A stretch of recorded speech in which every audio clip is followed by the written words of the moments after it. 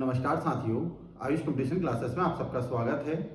हम सामान्य गणित और रीजनिंग के कुछ क्वेश्चन देख रहे हैं और इसमें ये जो हमारा दूसरा वीडियो है ये उत्तराखंड लोक सेवा आयोग यानी जो हमारे पीसीएस या नायब तहसीलदार के एग्जाम हैं और इसके अलावा डीएलएड वगैरह जैसे जो एग्जाम हैं उनमें आए हुए हम क्वेश्चंस को देख रहे हैं और इन क्वेश्चंस को हम ट्रिक के माध्यम से करेंगे, शॉर्ट ट्रिक की। ठीक है, केवल क्वेश्चन देखना है और आंसर लगाना है। अगर इस तरह का कोई भी क्वेश्चन आता है तो आप इसमें कैसे सॉल्व करेंगे।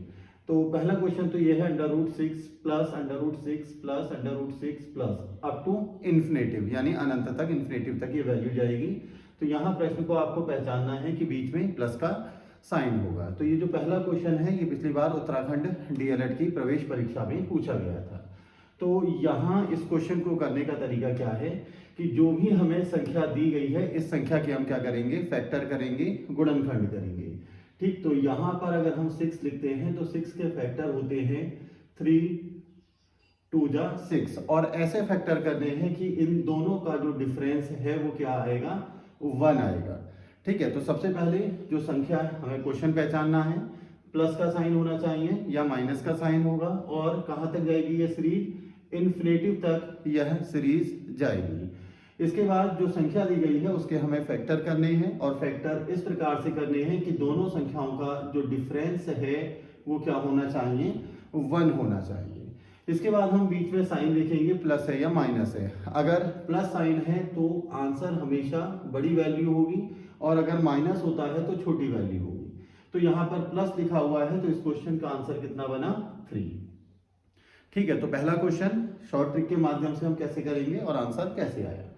सेकंड क्वेश्चन ये उत्तराखंड पीसीएस में पूछा गया है। अब हम यहाँ पर 42 के फैक्टर करेंगे तो 42 को अगर हम लिखते हैं तो 42 कितना हुआ, 7 6 जा 42 और दोनों का डिफरेंस कितना है, यहाँ पर 1 है। ठीक, इसके बाद साइन क्या है, प्लस है, तो प्लस साइन होने पर ग्रेटर देन यानी जो बड़ी वैल्यू है 6 और 7 में से वो आंसर होगा।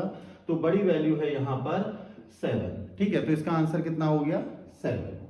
तीसरा क्वेश्चन यहाँ पर फिर से हम देख रहे हैं सीरीज कहाँ तक है, इन्फिनेटिव तक है, 2 लिखा हुआ है तो 2 के फैक्टर होते हैं 2 × 1 और दोनों का डिफरेंस भी कितना आ रहा है, यहाँ पर 1 आ रहा है।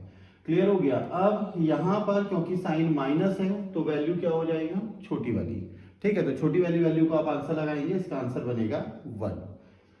नेक्स्ट, अगर कभी कोई क्वेश्चन इस तरह से दिया हुआ है जिसमें प्लस या माइनस के साइन नहीं है और वो सीरीज भी कहां तक जाती है, हमारी इन्फिनेटिव तक जा रही है।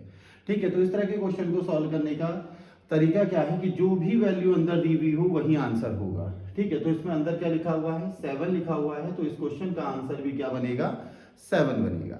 ठीक है, तो क्वेश्चन पहचान लीजिए, √7 है, x कुछ भी हो सकता है, √3 √3 या √7 या कुछ भी इस तरह का अगर क्वेश्चन है तो इसका शॉर्ट ट्रिक के माध्यम से आंसर ये रहेगा।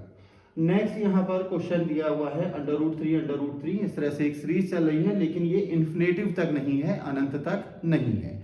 तो यहाँ इस तरह के क्वेश्चन को करने के लिए आप क्या करेंगे, जो भी वैल्यू अंदर दी हुई है सबसे पहले उस वैल्यू को लिखेंगे। तो यहाँ पर क्या लिखा हुआ है, हमारा 3 लिखा हुआ है। इसके बाद जितनी बार भी यहाँ पर अंडर रूट है हम काउंट कर लेंगे, इसका मतलब होता है यहाँ पर 2 है। ठीक है, तो ये 1 2 3 4 5 यानी ये हमारा बना 2 की पावर 5। ठीक है, 2 2 जा 4 4 2 जा 8 8 2 जा 16 16 2 जा 32। ठीक है, यानी 2 की पावर कितना हो गया, तो यहाँ पर हम लिखेंगे 32 और ऊपर जो वैल्यू रहेगी वो हमेशा एक माइनस रहेगी इस वैल्यू से, तो यह आ गया हमारा 31/32। ठीक, तो इसका आंसर हो गया हमारा A, 3 की पावर 31/32। क्लियर है। अगर यहाँ पर ये वैल्यू कितनी बार लिखा हुआ है, यहाँ 5 बार लिखा हुआ है, अगर ये एक बार कम हो तो क्या आंसर कर देंगे हम, 3 की पावर 2 2 जा 4 4 2 जा 8 8 2 जा 16। ठीक है, /15। अगर यहाँ 3 की जगह 7 लिखा हुआ होता और ये 6 बार अगर वैल्यू जा रही होती तो हम क्या कर देते, इसका आंसर यहाँ 7 होता और 2 की पावर 6 टाइम तक आप गिनते तो 64/63। तो ये 5 क्वेश्चन हैं जो उत्तराखंड लोक सेवा आयोग ने अपने विभिन्न एग्जामों में, चाहे नायब तहसीलदार हो, समीक्षा अधिकारी हो, पीसीएस हो, या हमारे अन्य परीक्षाएं हैं उनमें पूछे जाते हैं। तो इन क्वेश्चंस को आप पहचान लीजिए और इन्हें ट्रिक के माध्यम से कैसे करना है इसको आप समझने का प्रयास करिए। इसी के साथ हमारा आज की क्लास समाप्त होती है। धन्यवाद।